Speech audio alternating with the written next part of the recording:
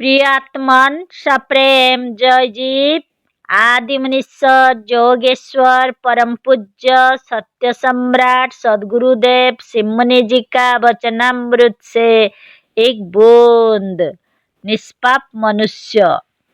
जिस देश में हजारों वर्षों तक ब्रह्म ज्ञान का प्रचार रहा, उस भारत वर्ष के लोग कहते हैं पाप हम पाप कर्म हम।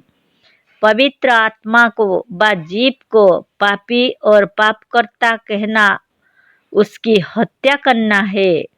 मनुष्य के भीतर कौन पापी है? शरीर व उसकी आत्मा। शरीर तो आत्मा के बस में है। क्या लाठी किसी को स्वयं मार सकती है? क्या लाठी पर आज तक कोई मुकदमा चला? फिर क्या निराकार, निर्लिप्त और निर्विकार आत्मा पापी है? कभी नहीं। फिर पापी कौन है? पापी वो है जो पाप को बनाता और पाप के अस्तित्व में विश्वास रखता है। ज्ञान पाप को धो डालता है। जब हृदय से अज्ञान, अंधविश्वास और भ्रम निकल जाता है तो उसी के साथ पाप भी निकल जाता है। लोग कहते हैं ईश्वर हमारी प्रार्थना नहीं सुनता, हमारे ऊपर दया नहीं करता और सुखी नहीं बनाता। लोग व्यर्थ की आशा में मर रहे हैं। ईश्वर कोई व्यक्ति नहीं है। सच्चे नियम और कानून का दूसरा नाम ईश्वर है।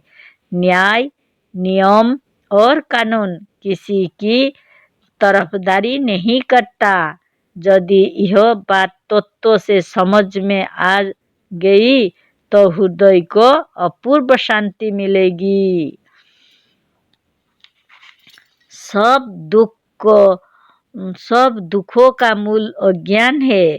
संसार में दुख तभी तक है जब तक अज्ञान है। मनुष्य विश्वासमय है। जब यह स्वयं अपने को रोगी और पापी मानता है तो यह पापी और रोगी क्यों ना रहे?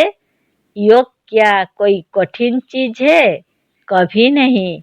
ऐसे ही व्यर्थ के विश्वासों और विचारों को हटाने तथा मन को अच्छे विचारों के साथ युक्त करने को योग कहते हैं। मनुष्य उतना ही बड़ा हो जाता है जितना उसका ज्ञान और विचार बढ़ता है। सच्चिदानंद आत्मा सर्वव्यापक है। जब मनुष्य को इसका ज्ञान और पक्का विश्वास हो जाता है तो मनुष्य स्वयं आनंदमय हो जाता है, क्योंकि जो सर्वव्यापक है वह उसमें भी है। मनुष्य को निरोग बनाने वाले उसके विचार है, औषधि नहीं। जो आनंद कंद ईश्वर को सर्वव्यापक मानता है वह रोगी कैसे हो सकता है? रोगों का कारण वात पित्त और कफ नहीं है। रोगों का कारण अज्ञान है। स्वास्थ्य यदि अच्छा नहीं है तो अज्ञान को दूर करो। यदि तुम्हारे हृदय में चिंता है तो इसका कारण अज्ञान है।